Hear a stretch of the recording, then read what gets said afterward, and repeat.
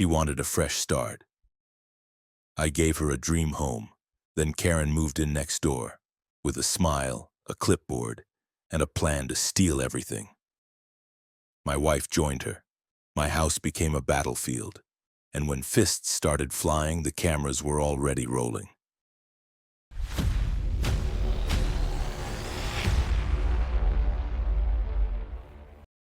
When we first pulled into the neighborhood, Laura turned to me with that wide, content smile of hers, the one she used to flash when we were still in the US against the world phase. "It's perfect," she said. The words hung in the air like an omen. Hindsight's a hell of a thing. We'd spent 8 years living in a cramped apartment in downtown Raleigh.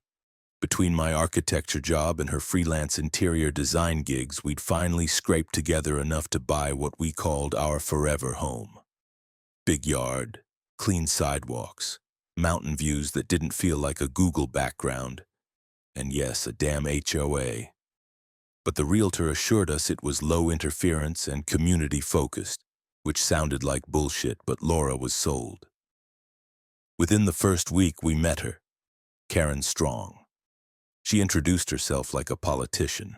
Firm handshake, perfect teeth, and that gleam in her eye that said, "I've read your credit score before you moved in." Mid-40s, yoga-bodied, and dressed like she walked out of a Lululemon catalog for tactical suburban warfare.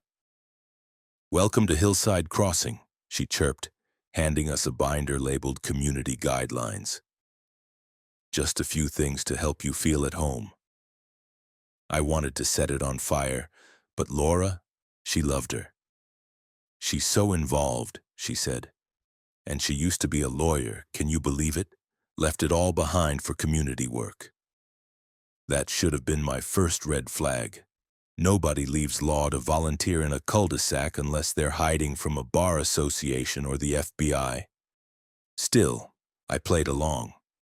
Karen brought over banana bread, invited us to a block brunch, and gushed about Laura's eye for color.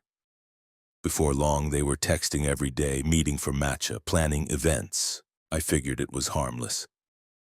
Laura had always been more social than me, and maybe she needed that after years of late nights and budget ramen. But things started shifting. She changed the entire layout of our living room based on feng shui advice Karen gave her. Advice that somehow made it look like a furniture warehouse had exploded in there. Then she told me to stop parking my truck in the driveway because it makes the house look aggressive. Aggressive? It's a Tacoma, not a war tank. She even started insisting we ask Karen before making any changes to the landscaping, as if the woman was some kind of lawn pope. I should have pushed back harder.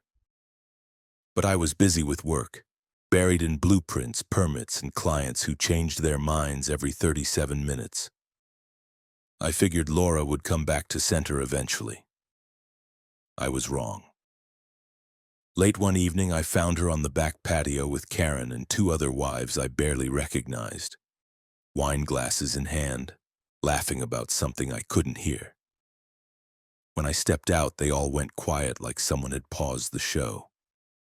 Karen smiled at me, that slow, knowing smirk, and said, "We were just talking about how important it is for women to have their own space. Isn't that right, Laura?" Laura didn't look at me, just nodded and sipped. After that, things cooled. We barely talked. I'd come home to half-finished DIY projects and mood boards taped to the fridge with captions like, "Manifest your truth." Our sex life, gone. Dinner, rare. Smiles, only for Karen. Then one morning, she dropped the nuke. I filed for divorce. I thought she was joking. I laughed. She didn't. She said she needed freedom, that she had grown, that we weren't aligned anymore, and that Karen had already helped her with the paperwork. My first instinct was to shout. My second was to laugh again, because this couldn't be real. But it was. She handed me a manila envelope thick with legalese, said she was staying in the house until things were finalized, and that she expected things to be amicable. Amicable, my ass. I opened the envelope. Inside were preliminary documents, division of assets, proposed settlement, and property transfer.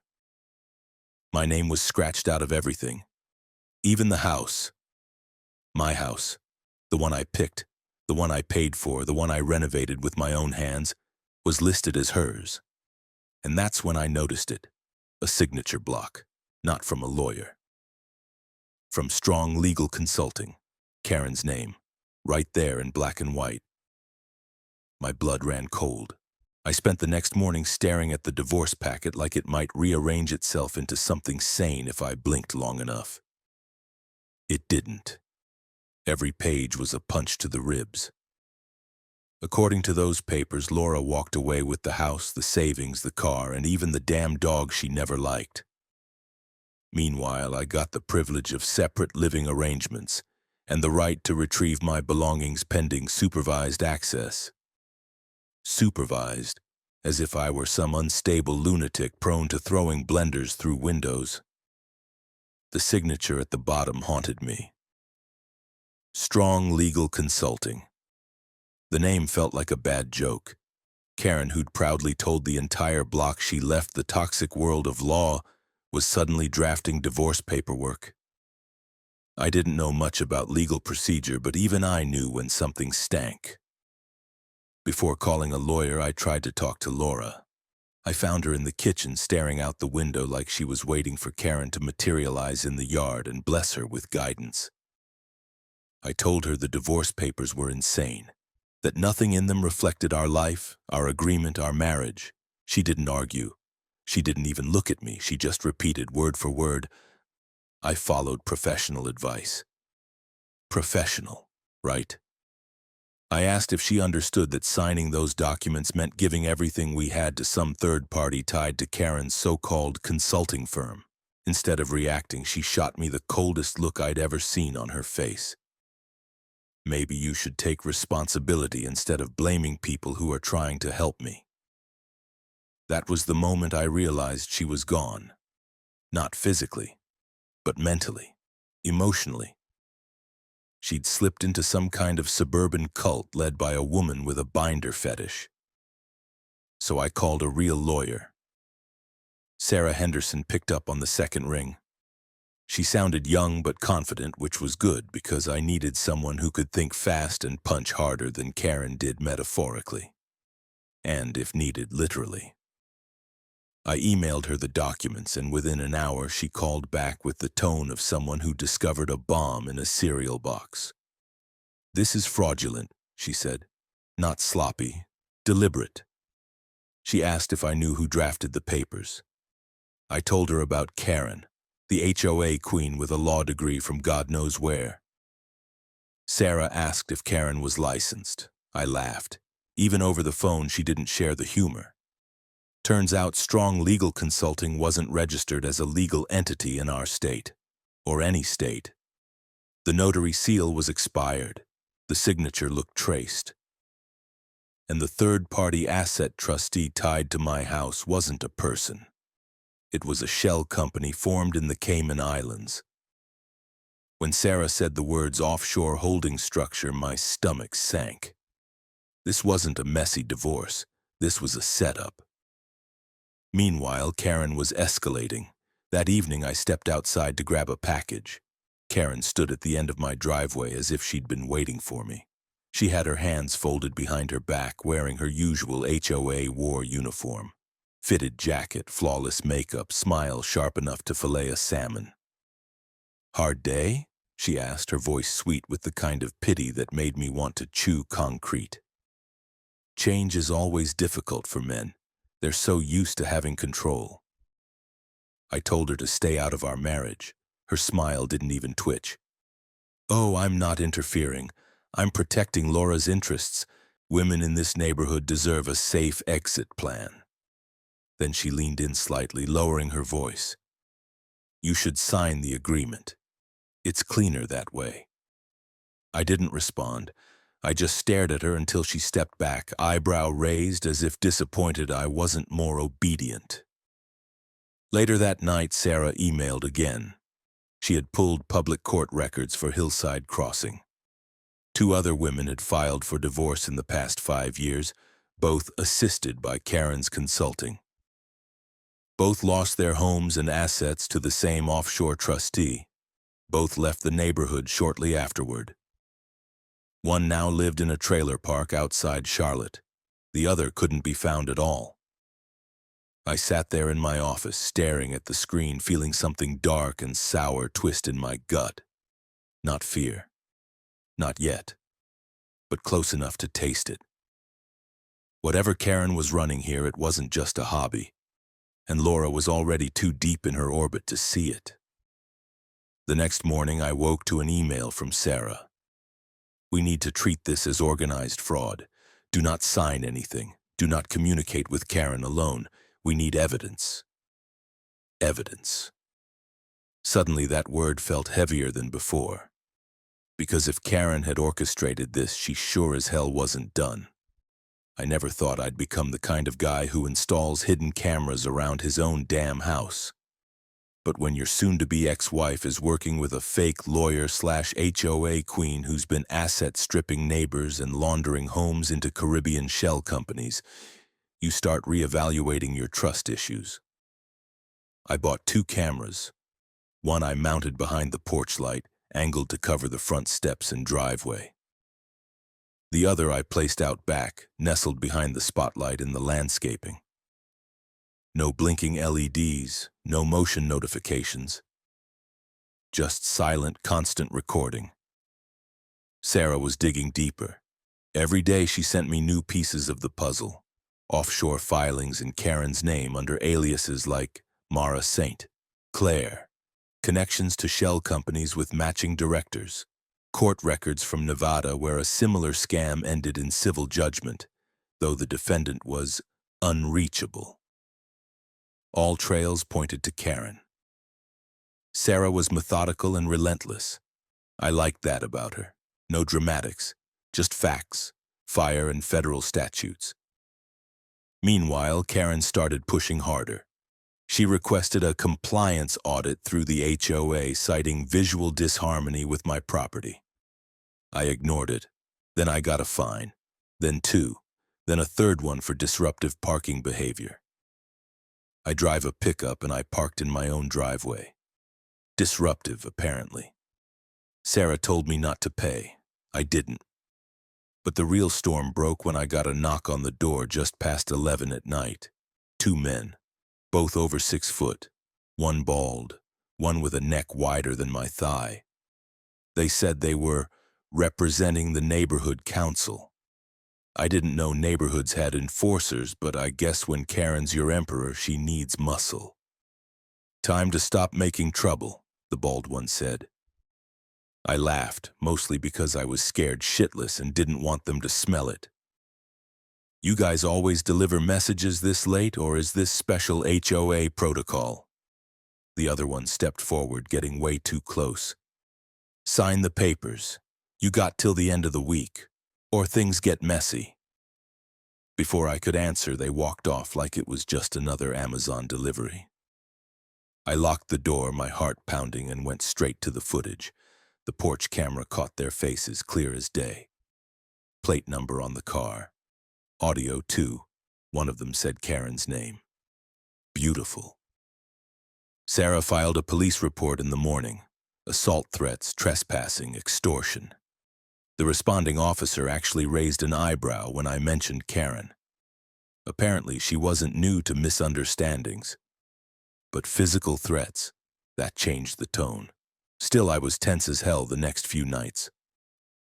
I started sleeping with a crowbar under the bed just in case. Then came the actual attack. It happened Friday night. I'd just gotten back from grabbing takeout. I walked around the back of the house, stupidly without checking the camera, and bam, out of nowhere. One of the goons from earlier came flying at me from the trees, the other circled from behind. The hits landed before I could even shout. They didn't say a word this time, just fists, kicks, precise, silent, like they'd done this before. I remember the stars, not in the sky, but in my skull. I remember tasting blood, Then nothing.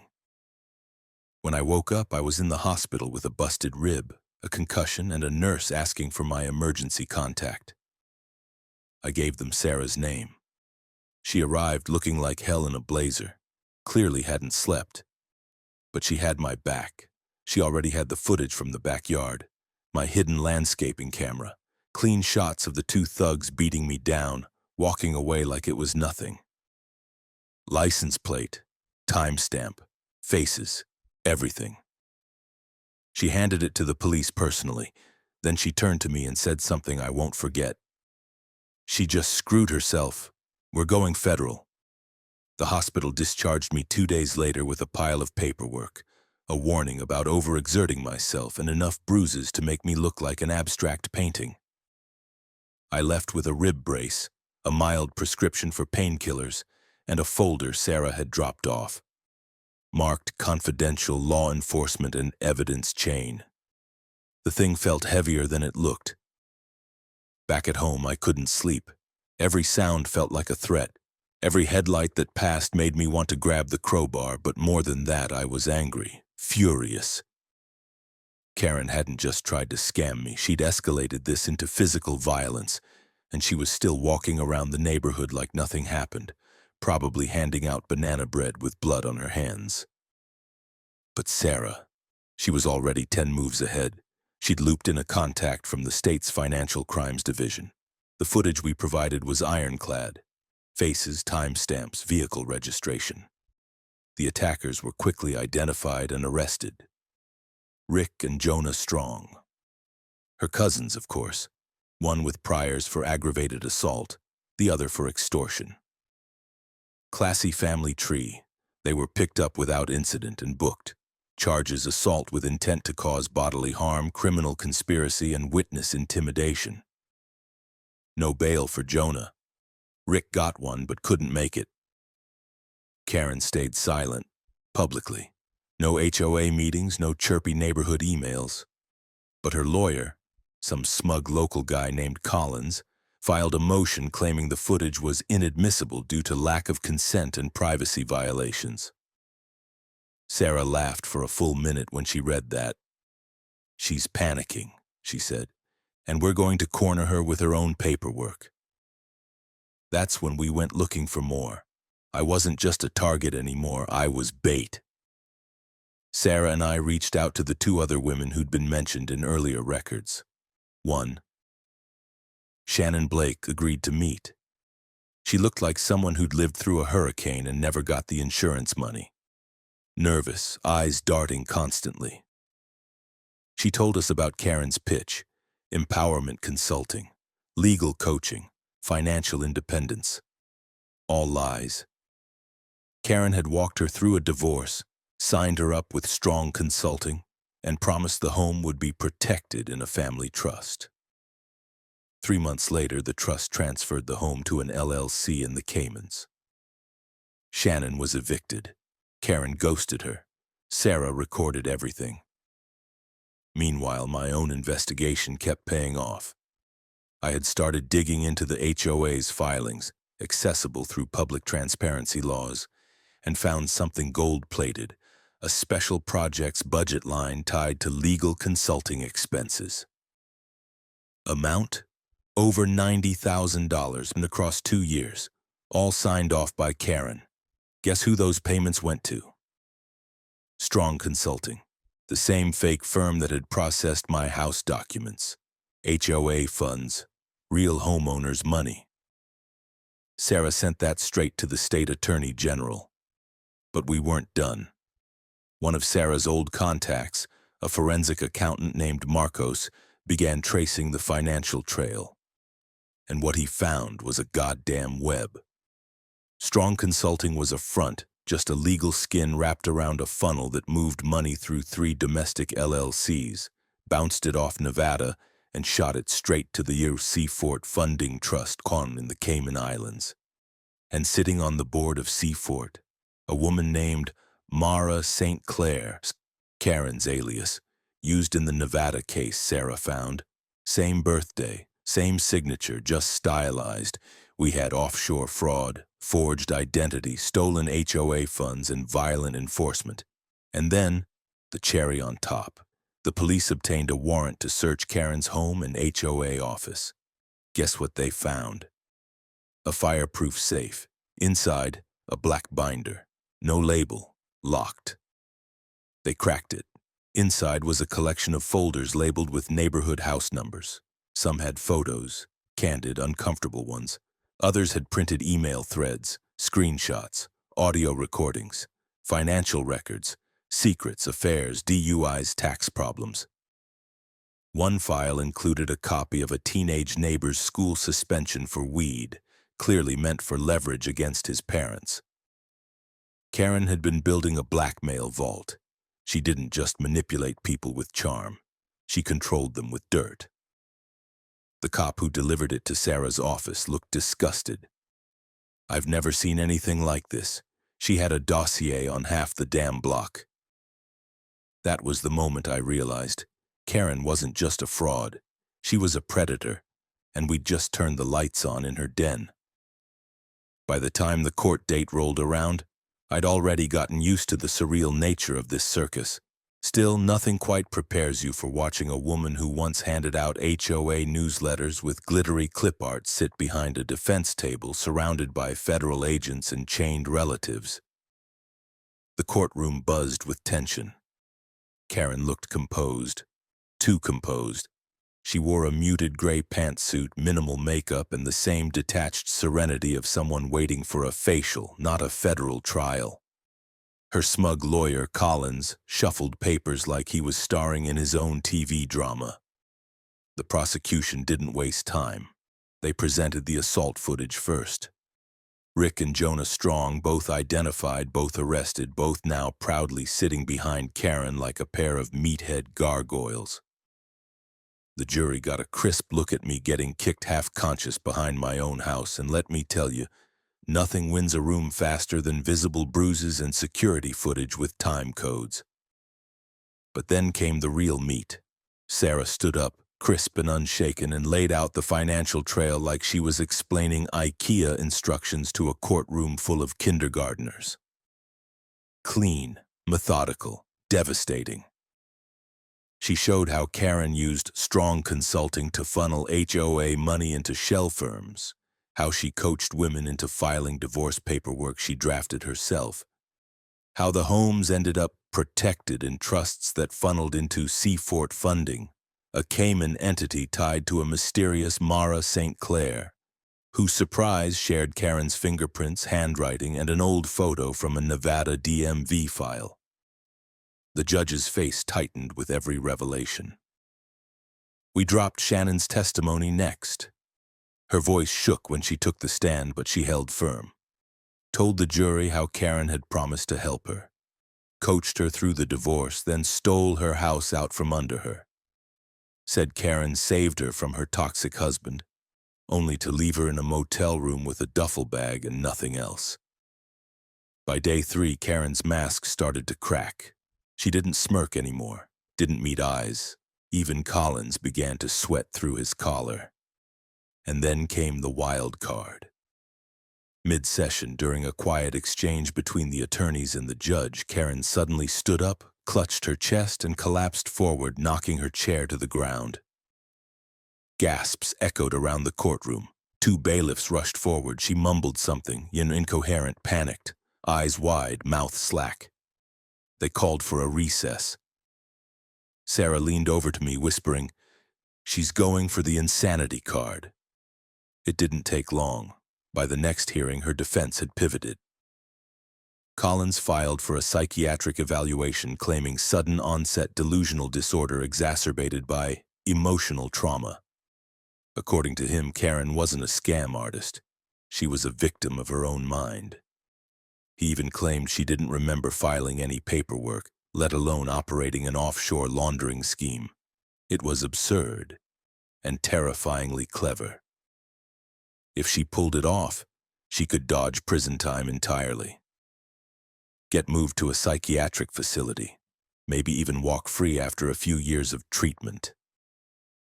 Thankfully, the court appointed the Dr. Charles Lynch, a no-nonsense forensic psychiatrist with the emotional sensitivity of a paper shredder. He spent 5 sessions with Karen and produced a report that could have been titled "Nice Try, Sociopath."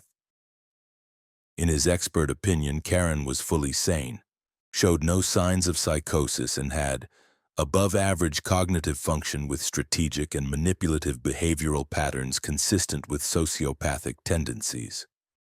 He even noted that her feigned episode in court was textbook malingering. Sarah practically glowed reading it aloud. The judge agreed. The motion for psychiatric exemption was denied. The trial resumed with a vengeance. The final blow came from a surprise witness, a former HOA board member who testified under oath that Karen had not only weaponized confidential complaints against neighbors but extorted at least 2 of them into silence using information from her blackmail binder. Karen's last line of defense crumbled like soggy drywall. And when the verdict came in, guilty. On all counts: fraud, money laundering, assault conspiracy, wire fraud, practicing law without a license, and racketeering. Yes, racketeering. The judge invoked RICO statutes. I didn't even know you could RICO a suburban mom, but apparently if the Prada fits. Sentencing was scheduled for a month later. Karen's expression didn't change much when the verdict hit, but as they cuffed her and led her away, she looked back at me. Not with hate, not with regret, with contempt. Like I was a mess she had to clean up, and I'd made it take too long. The morning after the verdict, my house was quiet in a way it hadn't been in months. No more HOA notices shoved into the mailbox, no strangers knocking on my door at night. No Karen, no Collins, no games. But then Laura showed up. I didn't hear her car pull in. I just opened the door to grab the paper. Yeah, I still get a physical newspaper, sue me. And there she was, standing at the edge of the porch like a ghost that had remembered where it used to live. She looked tired. Not the manicured, breezy woman I remembered from our first weeks in Hillside Crossing. Her hair was pulled back, makeup smudged like it had been slept in. She was holding something, a manila envelope. Just like the one she handed me months ago, only this one felt less like a declaration of war. "I just wanted to talk," she said. I should have closed the door, but I didn't. She sat on the couch like it still belonged to her, staring at the floor. I stayed standing. She started slow. No dramatic sobs, no excuses. Just told me she'd lost herself. That she thought Karen was helping. That she believed what she was being fed. That I was controlling, withholding, emotionally distant. She made me feel powerful, she said. Like I was taking back something I didn't know I'd given away. I said nothing. Let her talk. Then she dropped the kicker. "She promised me the house," Laura said. "But the paperwork, I found out later. The deed wasn't going to me. It was going to her firm. Karen lied. To me. About everything. The irony nearly knocked me over. I didn't yell. I didn't laugh. I just watched her unravel in real time like a magician discovering the trick had worked on them too. She asked if there was a chance. Not for marriage, exactly. I think even she knew that ship had sunk in flaming debris. But to rebuild some kind of connection. Her words, not mine. I told her the truth. I forgave her, but I couldn't trust her again. That some doors don't close softly. They slam shut and seal themselves from the inside. She nodded, eyes glassy, and stood up without another word. That was the last time I saw her. In the days that followed, Sarah and I worked on wrapping up the HOA investigation. Since Karen had used HOA funds in her scheme, the entire board was dissolved. The state appointed a temporary administrator, and a third-party audit was launched to untangle the mess. Turns out, Karen had also been falsifying meeting minutes. Dozens of official votes had never actually happened. Most of the community improvements she approved never existed, at least not on this continent. Residents began coming forward. One neighbor admitted Karen had threatened to leak footage from their Ring camera, footage she should have never had access to. Another said they'd been blackmailed over a minor tax issue from years ago. It was like watching people wake up from the same fever dream I'd been trapped in. In the meantime, I found myself talking to Sarah more and more outside of legal calls. We'd gone through war together. After one particularly long day of reviewing property liens and frozen assets, we ended up grabbing coffee. Then dinner. Then something softer. I didn't expect it. Honestly, I wasn't looking for anything. But with Sarah, there was no agenda, no manipulation. Just someone who actually listened and didn't try to own me. One night we sat on the back porch, drinks in hand, stars overhead. I told her I couldn't believe I almost lost everything. Not just the house, but my sense of reality. She looked at me and said, "You didn't lose it. You handed it over piece by piece because you didn't think you were allowed to fight for it." That stuck with me. Later, she kissed me. And I'll be honest, it felt like breathing after drowning. 1 year later, I stood behind my grill in the backyard flipping burgers and trying not to burn the chicken thighs. Sarah was sipping lemonade, legs tucked under her on one of the Adirondack chairs we'd stained together last fall. The new HOA board, all freshly elected, none of them psychos, had declared it Community Rebuilding Week, and somehow I'd ended up hosting the closing barbecue. It was surreal. My backyard, once the scene of a felony assault, now echoed with laughter and music. Kids ran across the lawn with squirt guns. A golden retriever stole a hot dog bun and got chased into the hydrangeas. Old neighbors mingled with new ones. Everyone seemed a little lighter now, like a storm had passed, and we'd all survived just long enough to appreciate the sun again. The new HOA president, a retired math teacher named Gloria who hated meetings and loved sangria, raised a toast around dusk. She thanked everyone for surviving the reign of terror, and someone shouted, "To the downfall of Queen Karen," which got a round of applause and more than a few beer splashes.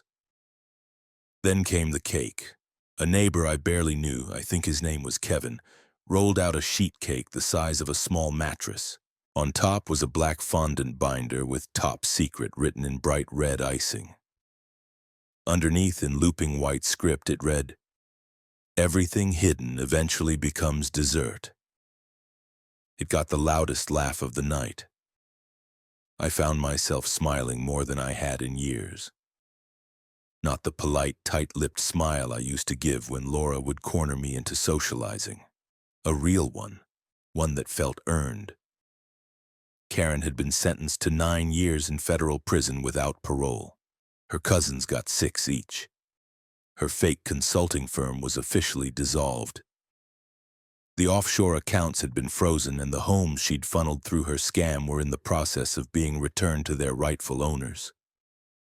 As for Laura, last I heard, she'd moved to Asheville, tried to start a blog about healing after narcissistic trauma. I never read it. I hope she finds whatever it is she was looking for, just not anywhere near me. Sarah and I took things slow, then not so slow. I never imagined myself with a lawyer. I used to think dating one meant you'd lose every argument for the rest of your life. But with her, there were no games, no scripts, no manipulation disguised as empowerment, just mutual respect and sarcasm, a lot of sarcasm. That night, after the guests left and we cleaned up beer cans and cornhole bags, I sat on the porch with Sarah. The house behind us glowed warm. The stars were out. She leaned her head on my shoulder and whispered, "Do you ever think about how close it all came to falling apart?" I nodded. "Yeah. But then I think about how much better it got after." She smiled and closed her eyes. Somewhere in the dark, a sprinkler clicked on. A kid laughed, An old man farted audibly across the fence and the laughter doubled. And me? I just sat there holding Sarah's hand, thinking about how sometimes the worst thing that ever happens to you is the best damn reset button the universe can slap you with. Especially when it ends with cake and no one trying to steal your house.